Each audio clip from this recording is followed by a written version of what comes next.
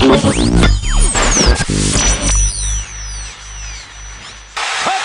Pittsburgh! Touchdown, Washington!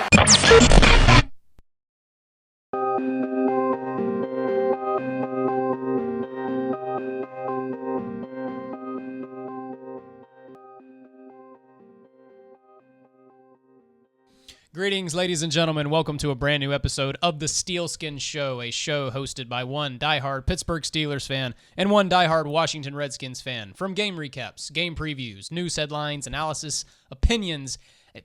I've got like a beard hair protruding through my lip into my tongue. Yeah, but just fight through it, man. Don't shave it. Just fight. No, I'm through not it. going to shave it. It's just stabbed me in the tongue. It happens to everybody. Man. Where was I? A Steelers fan and a Redskins fan. The Steelskin Show. That's what the show is. That's what it's all about. My name is Patrick. I speak for the Steelers here on the Steelskin Show. And my name is Chris. I also have a beard, and I get beard hair in my mouth, too. Does it ever stab you in the tongue like that? Sometimes, yeah. Does it hurt? Sometimes. It actually really hurt just now. Yeah. Wow. Yeah, it does. Price you got to pay for having a beard, folks. But I pull for the Washington Redskins. Yes, you do. Chris, I want to thank you in advance for being here tonight. I want to say welcome. You're welcome. Quite frankly, I'm shocked that you're here. And it really speaks a lot about you that you took the time to be here tonight. Baseball season's here, and I know how much of a baseball fan you are, and the fact that you sacrificed your baseball time to come and join me tonight, dude, it really means a lot. It's just one of 162, buddy. Yeah, man. Appreciate You know it. what I mean? 162? Just one of 162. Don't you think they get tired of it? Just like, I oh got my you. gosh. I got you, bro. Okay? You play yourself. Yeah, man. I got this. Well, But, hey. props to you for hanging in there. Thanks for being sensitive, man. Thanks for being sensitive. Not everybody. Thanks for asking. Nobody really asks anymore. About baseball? Yeah. No. And I do want to say, not to crap on you too much, I saw a article the other day that somebody wrote about the numbers that the like people who watch it on TV, just the MLB numbers right now. It's astronomically bad. It's just baseball going is down. essentially a regional sport. Yeah, I agree. It's I think its time in the sun as a national pastime is over. Yeah. I mean, they were kind of pointing out the ESPN numbers. They have Wednesday night baseball or whatever they have. Just the numbers are. Yeah, nobody watches it. No, and I'll be very, very frank with you. Mm-hmm. I haven't watched any. You haven't watched one? No. You didn't watch opening day? No. Wow. No, I just pull for the Braves. You're just one of those keep guys. up with them. It's so easy now on my phone to keep up with them. You don't watch the game. I don't but have to be bored watching a baseball game. So I was right that baseball is boring. You're Totally. conferring to me that I'm right. Totally right. Okay. All right. Patrick was right. Just saying.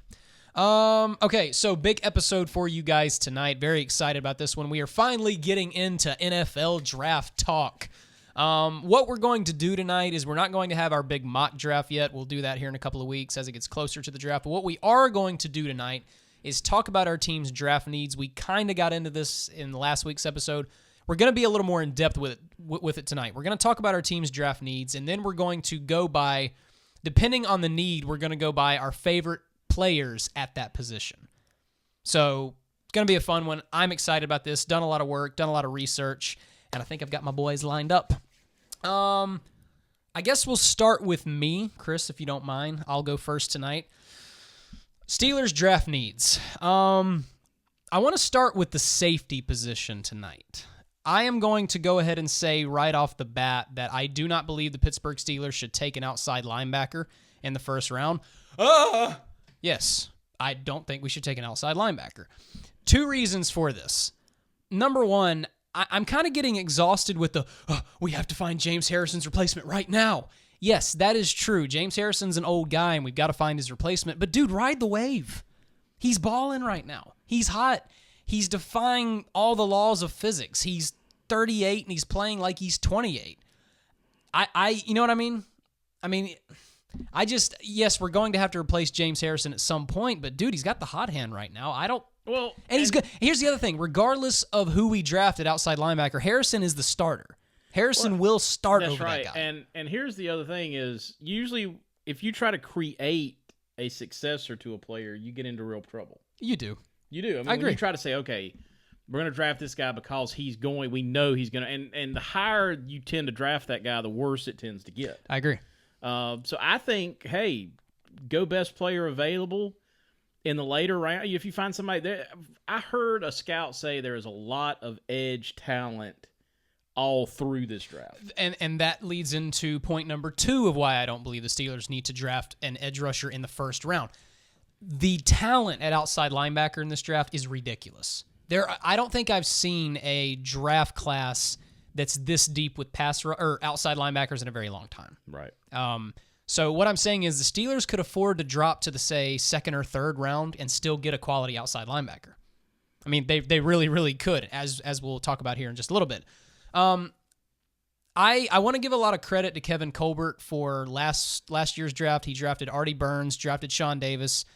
Finally took the time to look at our secondary, but it's far from fixed. I do believe secondary is still the biggest need on this team. And that's why I think safety should be the Steelers' first priority.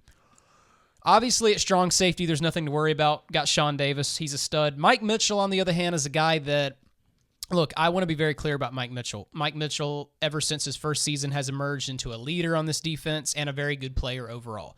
But Mitchell's got a lot of problems still. There's still a lot of problems with this guy. Number 1, he's going to turn 30 years old this offseason. Number 2, Mitchell...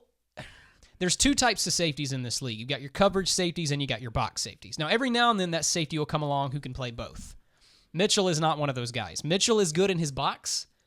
Coverage, he's still bad. I'm sorry, folks. Right. He's just not good in coverage. Now, you meet him out in the middle of the field if you're a wide receiver, you better pray to God and hold on to your helmet because he will knock your head off. He's a great hitter. Tackling, though, if you get this guy out in open space, he's not particularly a great tackler either. So I think that there's a lot of safety talent in this draft that I think it's kind of wise to go ahead and break the next guy in for Mitchell because I actually think Mitchell is on the hot seat, and I think his time is going to come sooner rather than later. So we'll start with the safety position. My favorite safety in this draft altogether, Obi Melifonwu, safety out of UConn. This guy's a freak. This guy is an absolute freak. This guy is 6'4". Guy ran like a 4.3. He's just a freakish athlete. You know, we talk a lot about Martavis Bryant, on this show. One of the things we say about Bryant all the time is you're looking at a guy who is 6'4", but just has ridiculous speed. He's just a freakish athlete. Do you like him better than Jamal Adams from LSU? I do. And I also want to be very well. No. I want to preface that. I'm trying to be reasonable with the guys I throw at you. Gotcha. You know what I'm trying to say? I'm not going to, like, for example, on the edge rushers, I'm not putting Myles Garrett. Why? Because he's not going to be available at pick number 30. Okay, so you're saying for where you guys are picking. Yes. Okay. Now, yes, I love Jamal Adams. I also love Malik Hooker from Ohio State. He's a stud, too. Me too. But I'm trying to be realistic about who I throw at you, who's going to be available at pick number 30. Yeah. Obi Melifonwu, it's hard to pass this guy up, in my opinion. Like I said, 6'4", big safety, good tackler, but just has ridiculous speed. And this is a guy who I think you could start right away. One of the reasons why is dime is something that the Steelers have wanted to play more. We just simply don't have the personnel to do it. I think if you draft Obi Melifonwu, you're looking at, he's the primary dime back right off the bat. So he's a guy who could go ahead and get in there in the rotation. Eventually, let's just say Mike Mitchell has to go. We could switch Sean Davis to free safety. We could put Melifonwu at strong safety. I don't know, but it's hard to pass this guy up. The next guy on that list is Jabril Peppers, safety / linebacker out of the University of Michigan. He's just kind of a freak athlete, just plays with a lot of intensity. He's kind of got the instinct thing going on. Reminds me a lot of Troy Polamalu. Have you looked into Jabril Peppers? I've actually seen him mock to you guys in a couple of these things. Yeah, I would probably be more inclined to see him play strong safety. I agree. Than free. Athletically, this guy is as gifted as anybody. And that's why I like him so much. He's a freak. He's just one of those. I think he's a guy that's going to take developing. Oh, I agree. I agree. I think that there are some people that feel like he would make an excellent will linebacker. Yeah, and he's played both outside and inside linebacker as well. So I don't know. It's going to be interesting to see who gets him and what they do with him. You know, do they settle on a position? Do they try to hybrid him? But yeah, I think athletically he's as good as anybody. Just athletically speaking, he's as good as anybody in this draft. Yeah, and he's one of those players that coaches love because you can plug him in so many different areas. Not to mention he also returned kicks at Michigan as well. So would not be against the Steelers taking Peppers at all. I think he's a phenomenal athlete. The next guy on my list is probably in my top 3 list of favorite players in this draft altogether. That is Desmond King, out of Iowa. I want to go on a little bit of a tangent really quick about Desmond King. Desmond King, Chris, was the best cornerback in the country at one point at Iowa. His freshman year, 69 tackles, 8 passes broken up. Sophomore year, plays 13 games, 72 tackles, 3 interceptions, 5 passes broken up. Junior year, Jim Thorpe Award winner, All-American, ranked second in the FBS with 8 interceptions, Big Ten Defensive Player of the Year, 72 tackles, and 13 passes broken up. Senior year, on the other hand, 3 interceptions, 7 passes broken up. Now, you're probably thinking, well, wow, that's a drop-off. He must have had a bad year. No, quarterbacks just didn't throw his side of the field because they were so scared of him. Right. Why am I going on a tangent about this guy? This guy coming out of college was projected to be one of the best players in this draft. The reason why he fell is because he did not run a fast 40. That's it, folks. That's it. I could care less about this guy's 40 time because you're gonna look at me and say, yeah, but he ran like a 4.5. That's so slow. Okay, go look at what he did on the field. I mean, was this guy not a stud as a cornerback? And he was a cornerback in college, but because he was so slow, teams want him to move to safety in the NFL, which is fine. I really don't care where this guy plays. He's going to be a stud regardless. But King is an example of why I hate the NFL Combine. You've got a guy who is a total stud in college, and because he doesn't run a 4.3, all of a sudden he's not a good prospect. He's going to drop to the second and third round. Yeah, because year after year, game speed is what matters. Yes. Game speed. How you jam a receiver, your technique getting off the line, opening your hips at the right time, how do you play in the trail technique? All this stuff is done with pads and a helmet on. Yep. It's not done in underwear and a tank top. That's exactly right. And once again, folks, you can point at the Combine all you want. Go watch him. Go watch his tape. The guy was a total stud in college. It's why Scott McLuhan. Oh, rest in peace, Scott McLuhan. Yes. Moment of silence for Scott McLuhan. It's why Scott McLuhan says, always, always go to the tape. Hey, Chet.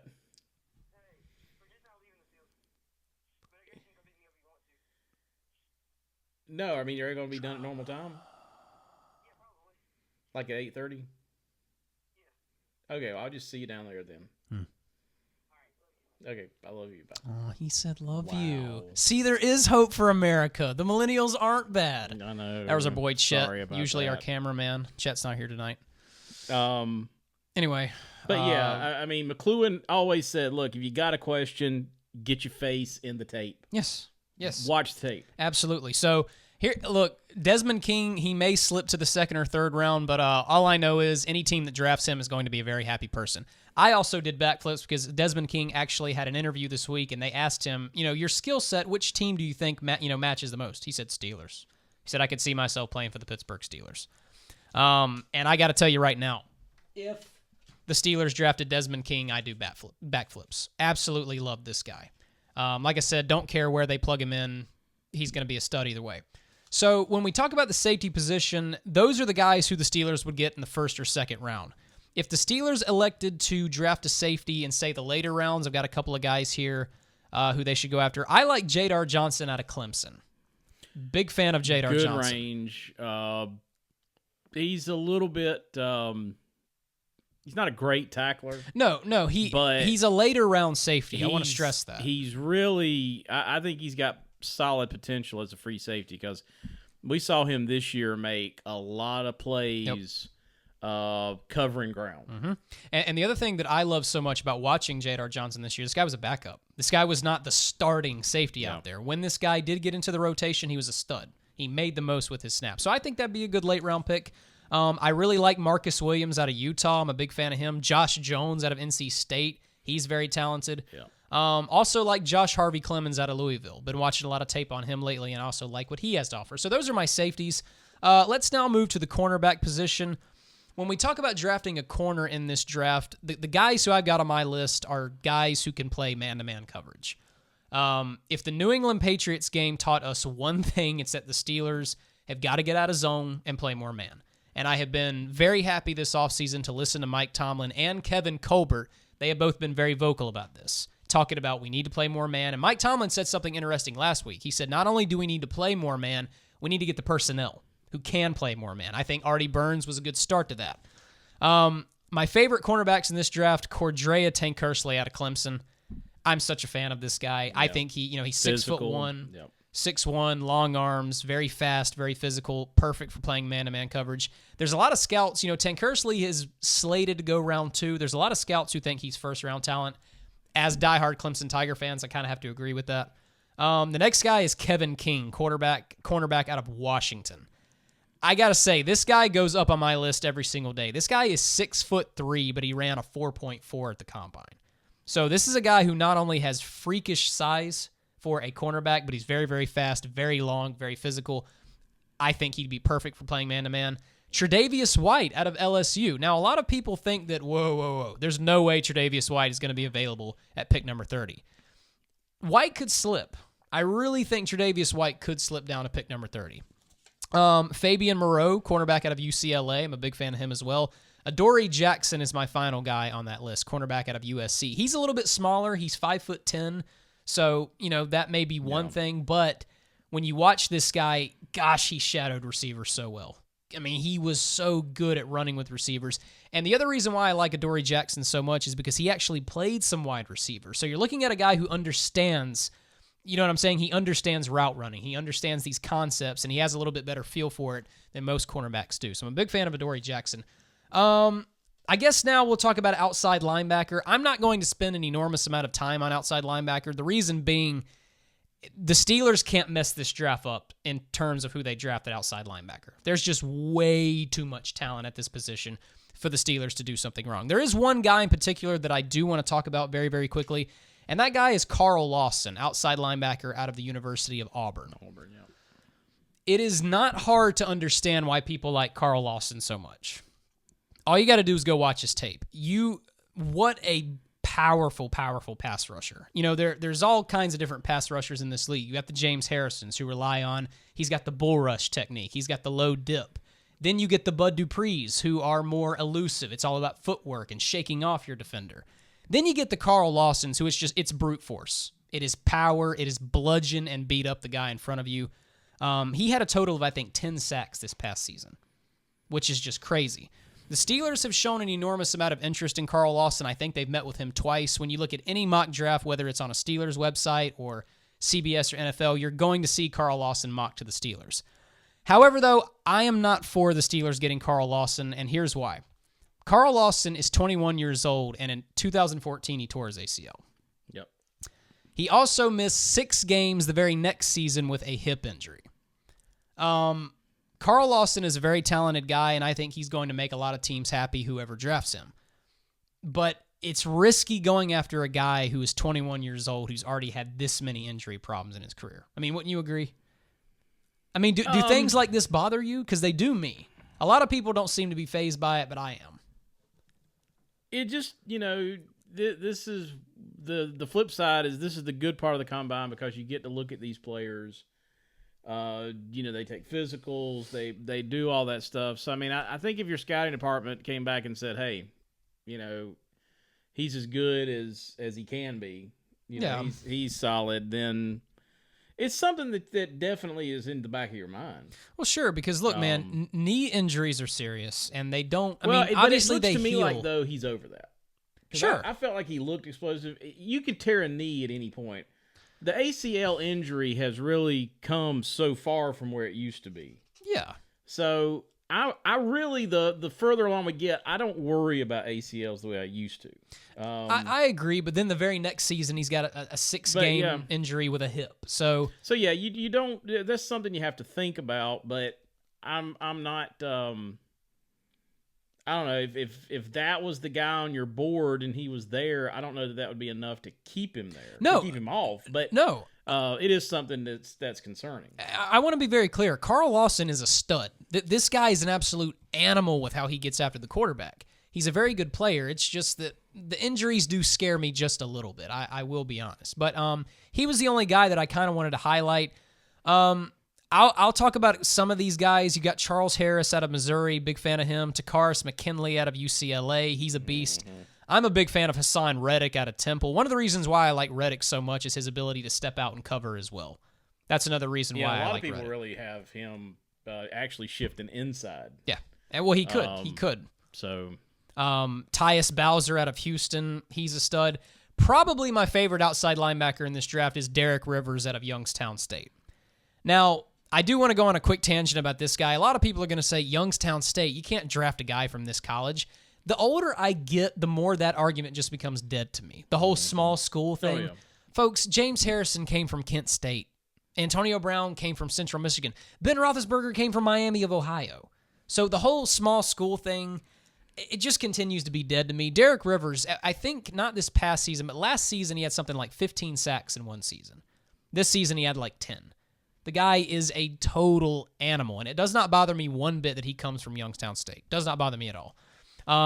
Big fan of Derek Rivers. TJ Watt, who is, I believe, J.J. Watt's brother, I believe, out of Wisconsin. Like him, Gerard Davis out of Florida. Alabama's got 2 good pass rushers in this draft, Tim Williams and Ryan Anderson. Big fan of both of those guys.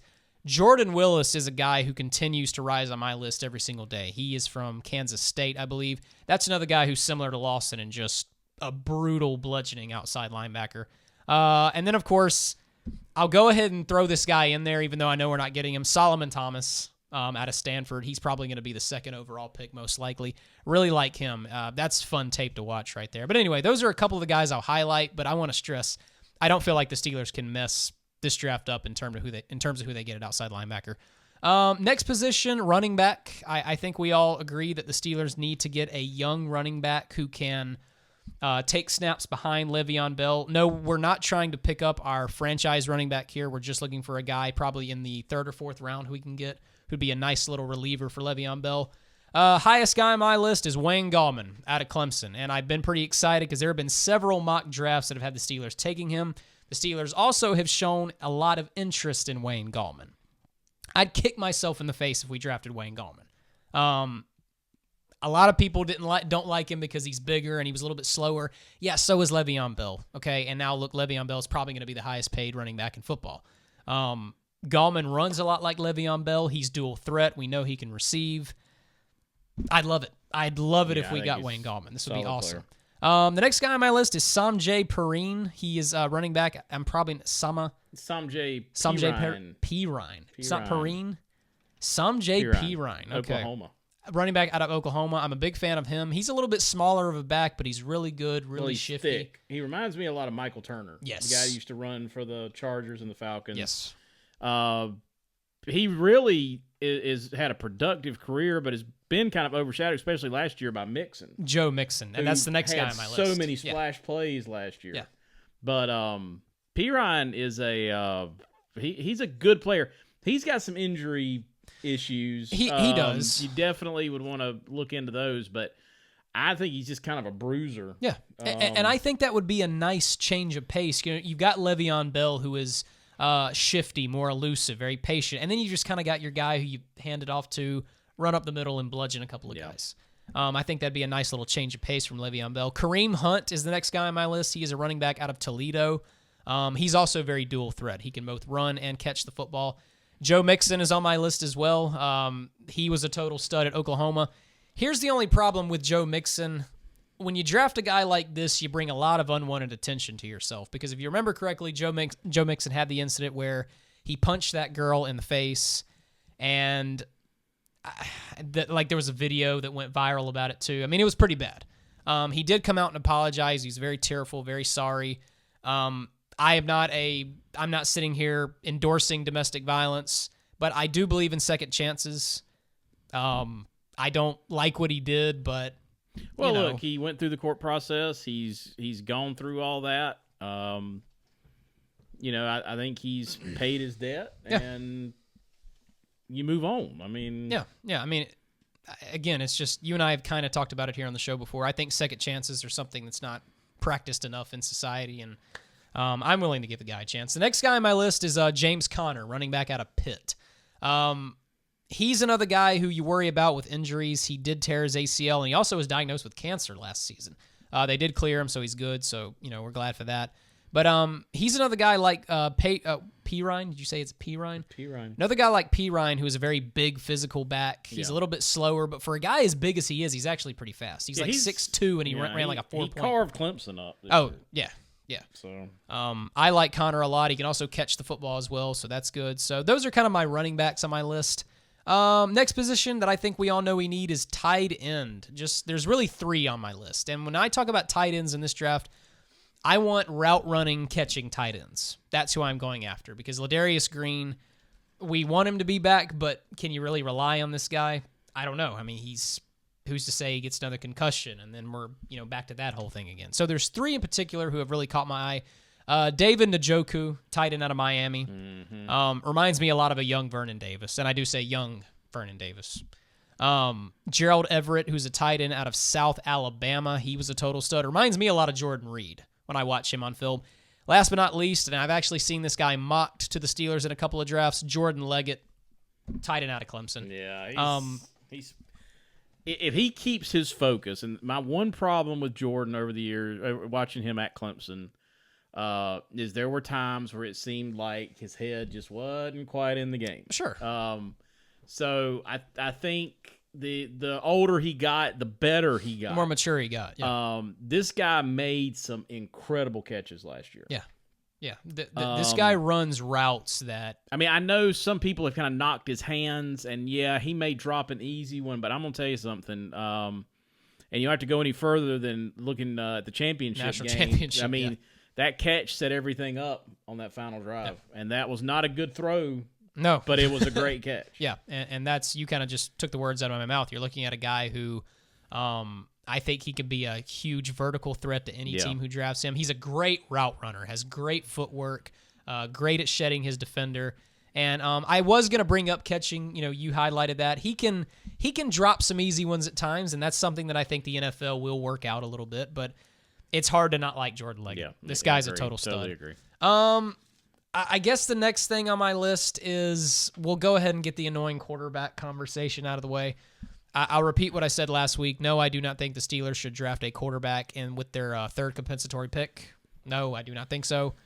I actually would be okay with the Steelers not drafting a quarterback in this draft altogether. But if we were going to draft a quarterback, I believe it should be in round 5 or 6, later rounds. We're drafting a guy who we can mold and develop.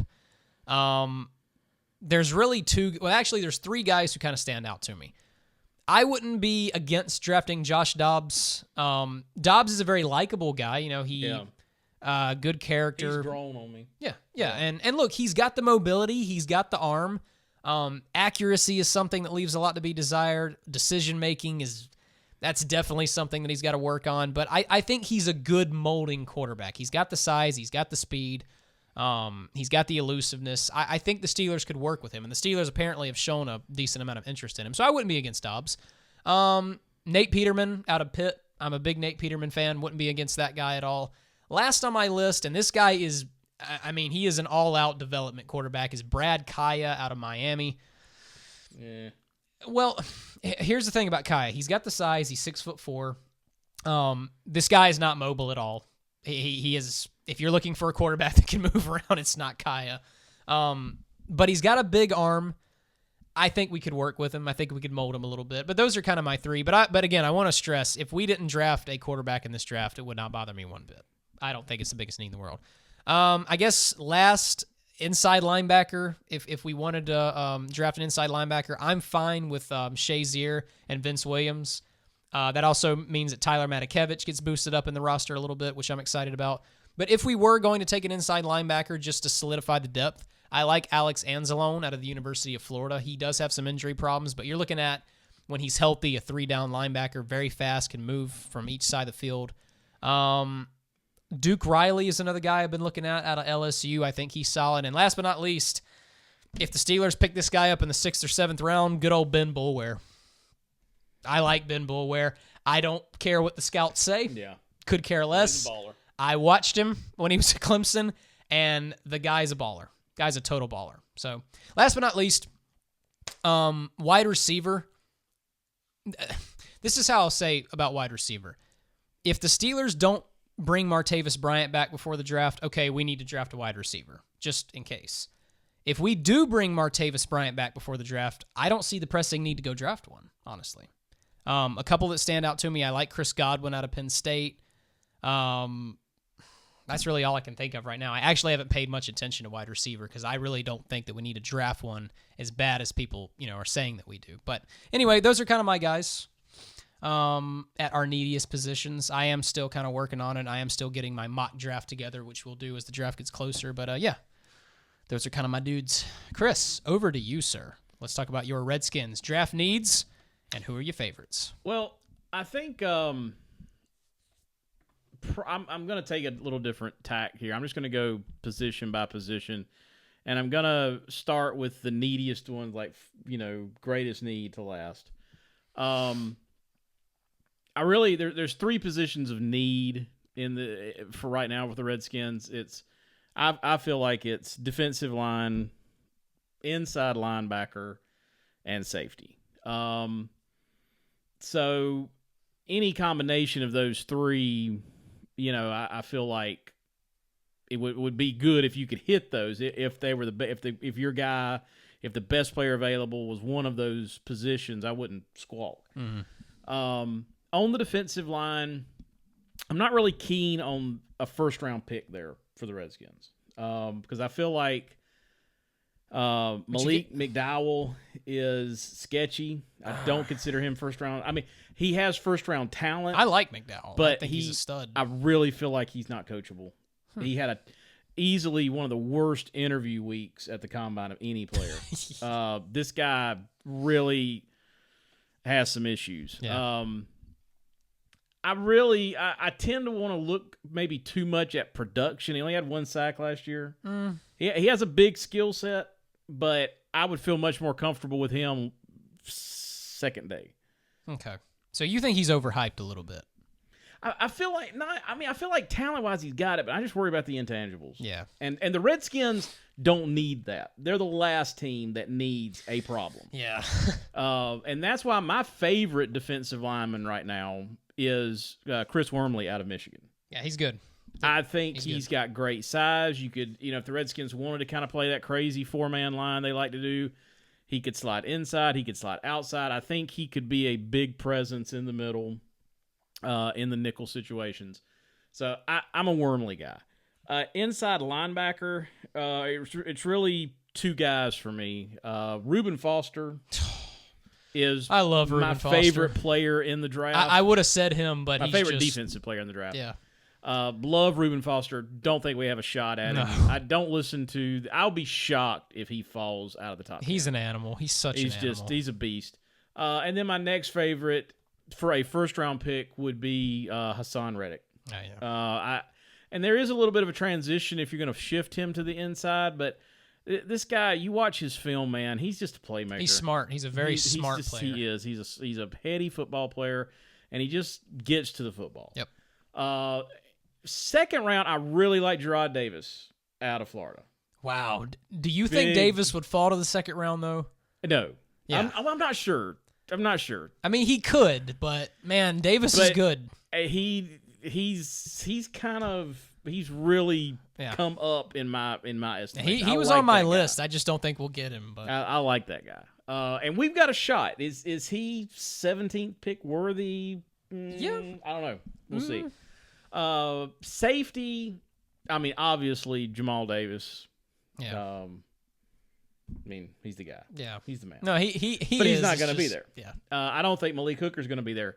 Malik Hooker, from a range, ball hawking, playmaking standpoint, is one of the best in the game in this draft. Not a great tackler.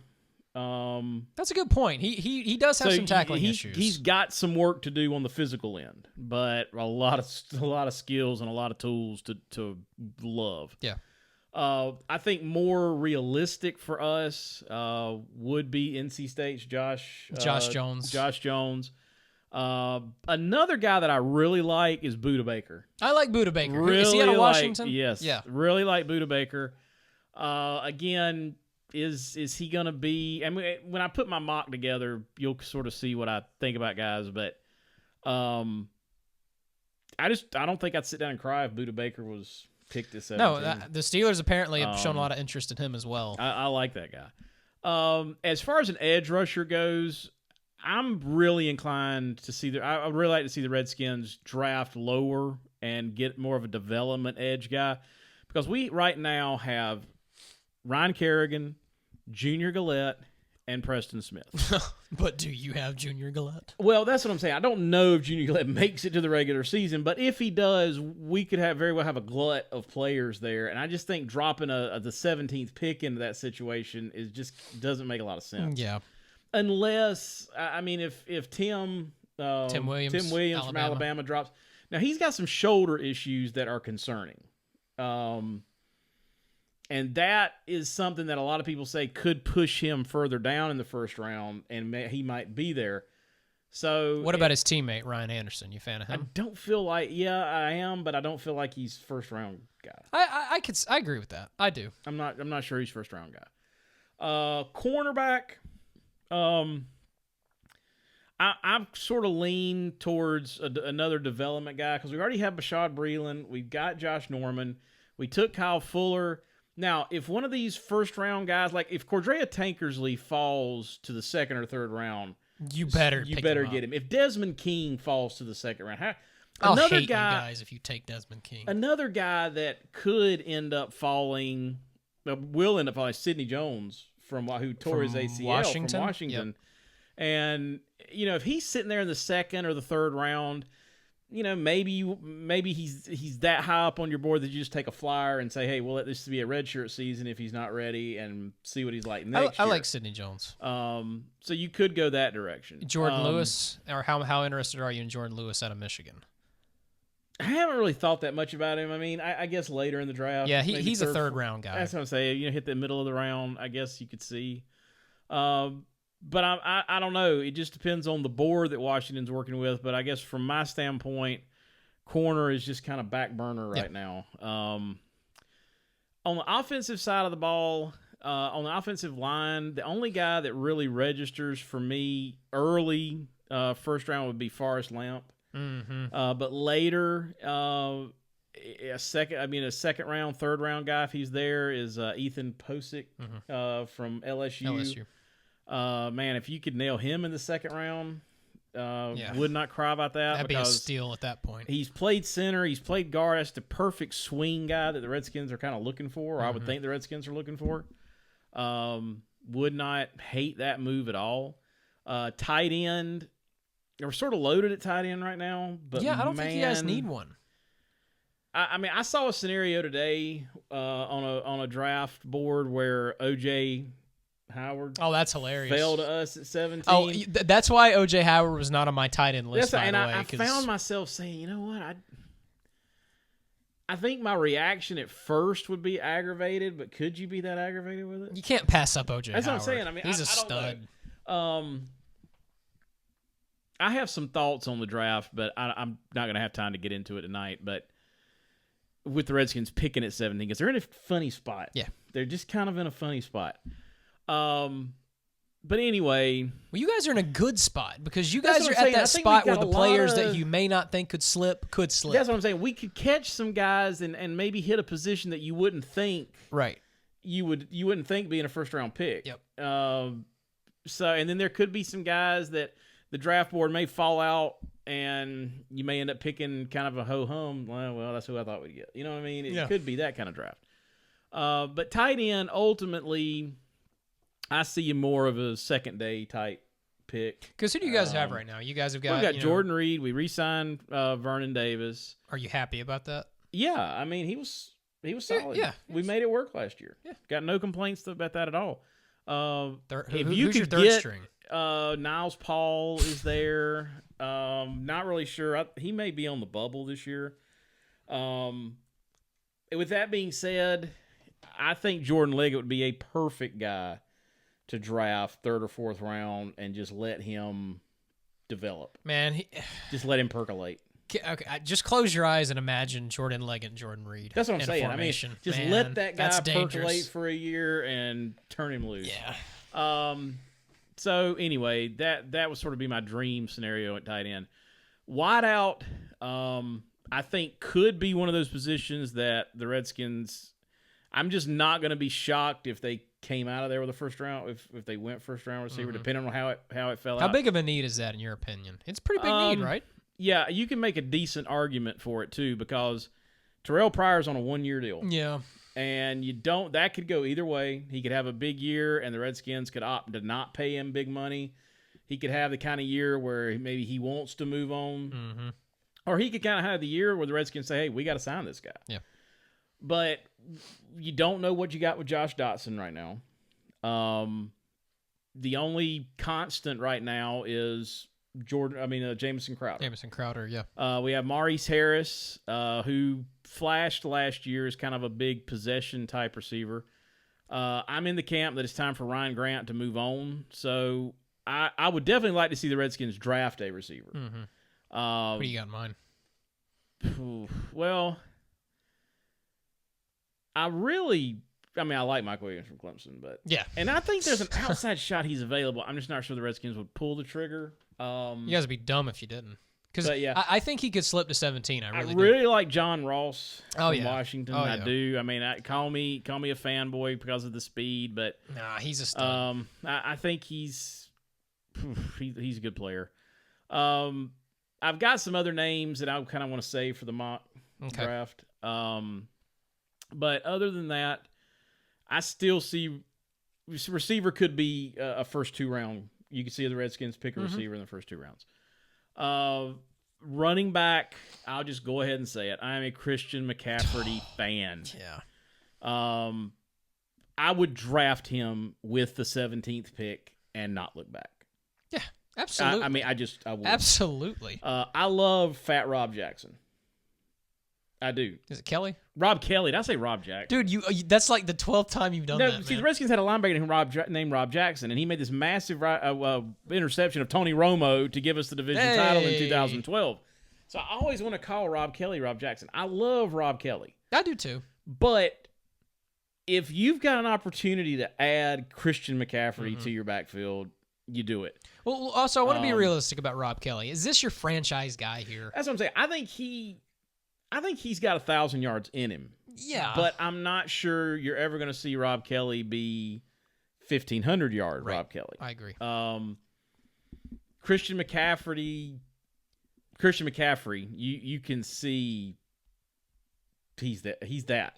I got to say, if pick number 30 comes and McCaffrey's still on the board, yeah, you got to pull the trigger. I think McCaffrey's going to be gone before that. It looks like the Bucks are pretty interested in him. I think a lot of people. I think the Eagles are going to be. I think this guy is, when it comes down to it, is going to be hard. I think there's going to be several teams. It'd be very hard for him to not take that guy. Yeah. I believe very strongly in bloodlines. His dad got everything out of his talent when he played for Denver. My wife is a Denver Bronco fan. But especially, she loved that era, and she loved Eddie McCaffrey. Yeah, I mean, just loved the guy. Yeah, he was good. I liked him.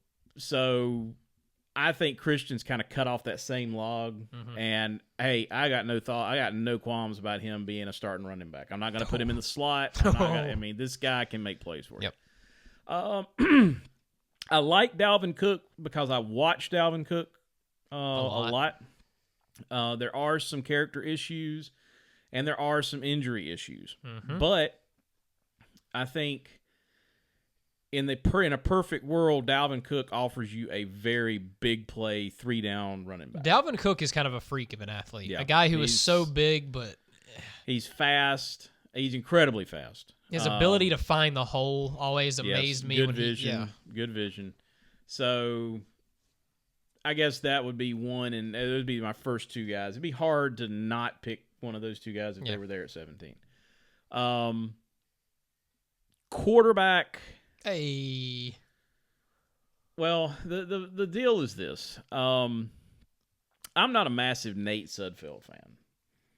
I know a lot of Redskins fans are. But why not? I don't know. Just something there. I'm just not a massive fan. Yeah, of.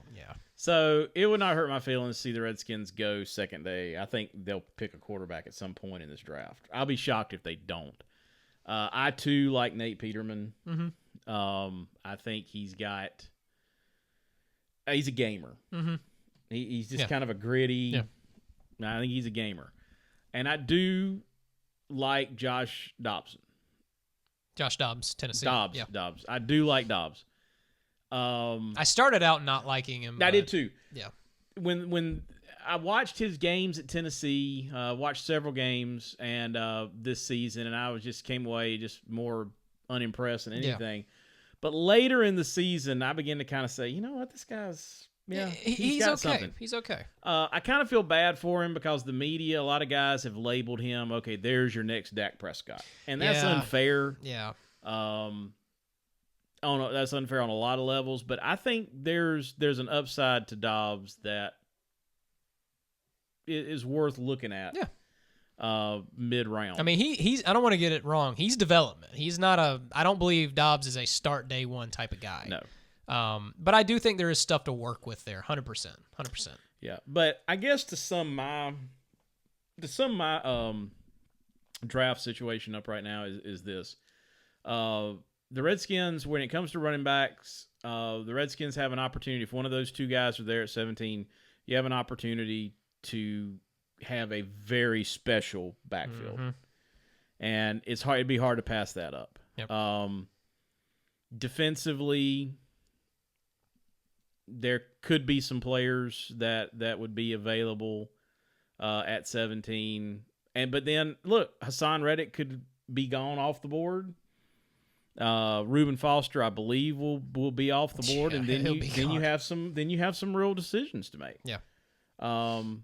But I think next week and the next couple weeks we'll be talking more about a little more in depth. But I do think the Redskins are kind of in an interesting spot. Oh, you guys are lucky. You know the Steelers are at that spot where I think we know who we can draft at 30. Right. But everybody who we would probably dream of drafting is going to be off the board. Is going to be off the board. So, yeah, and Pittsburgh could be one of these teams that looks to move either up a few places or down a few spots. I don't think so. But I don't know. 30's that sort of sweet spot where you can say, you know what? My guy that I really wanted isn't here. So let's bail out trade down and pick up an extra pick. Pick up a couple extra picks. Yeah. And the Steelers draft is a very exciting one. The third round compensatory pick revolutionizes this draft. It just revolutionizes this draft altogether. It's perfect. But anyway, so we got your feet wet a little bit tonight with some draft prospects, a little bit of draft talk. Next episode we do will most likely be our mock draft, probably. If something big happens in terms of news, I guess we'll meet here and do an episode. But for the most part, we'll see you guys back here when we do our actual mock draft. Do not forget, everybody, to follow us on Twitter. We are at Steelskin Show. Real quick, shout out to Zach Brown. Yeah, Zach Brown. You want to talk about that? Not that Zach Brown. Not the band. Not the band. Oh. But Zach Brown, the linebacker. Yes. What do you think about that?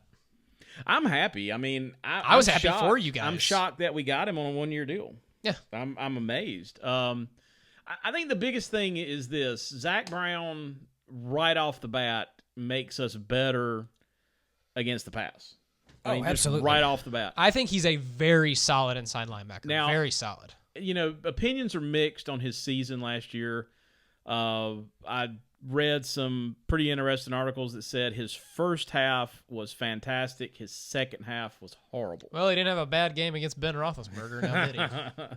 So I will admit to being completely ignorant about that because I didn't watch the Bills game because, you know, they're the Bills. But I think this guy has a lot of athletic ability. Mm-hmm. Key for him in watching some film is keeping him clean. He is not a guy that stacks and sheds very well in terms of making contact with the offensive lineman, getting clear, and making a play in the hole. He's better sideline to sideline when he's clean. Yep. There's an upside to that because the Redskins lacked some of that last year. Mm-hmm. Lacked some really lacked a guy that could really run you down. Yeah.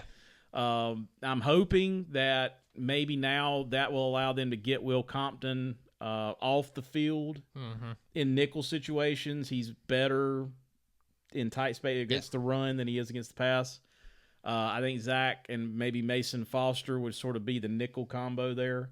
And I think that makes us better just right off the bat. Yeah. So I think it's a good signing. I think he kind of bet on himself this year. Mm-hmm. I think it was interesting with the kind of season, the kind of numbers he put up last year, that he didn't get a long-term deal from somebody. But the 1-year deal seemed to be the way to go for a lot of players this season. Yeah. Just, hey, we'll I didn't get what I want long term, we'll go 1 year and see if we can get it next year. Yeah, try it and see how you like it. Yeah. So, yeah, I think it was a solid sign. Well, you said something when you came in the room here. We were talking about it a little bit. You said the truth is Zach Brown is better than anybody else we have right now at inside linebacker. I feel like he gives us something that we don't have, and that's just really good athletic ability. I mean, look, would you rather have Will Compton, Zach Brown, or Mason Foster? I think Brown's probably at the top of that list. Absolutely. Like I said, follow us on Twitter. We are at Steelskin Show. You can follow me. I'm at P_Garrison. He is CGLSKSC. Like the show on Facebook, facebook.com/Steelskin Show. Also, a little bit of an announcement, very, very quickly, a little bit of housekeeping.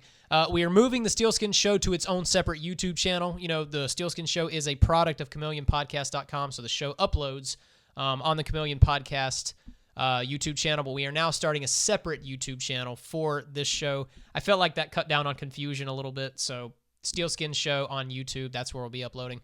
iTunes, if you're listening on iTunes, don't forget to rate, don't forget to subscribe, and write us a review. Give us a little constructive criticism. All right, that's all we've got for you guys tonight. Chris, you? That's all I got. All we got. We'll see you guys next time when we do the mock draft. Good night, everybody.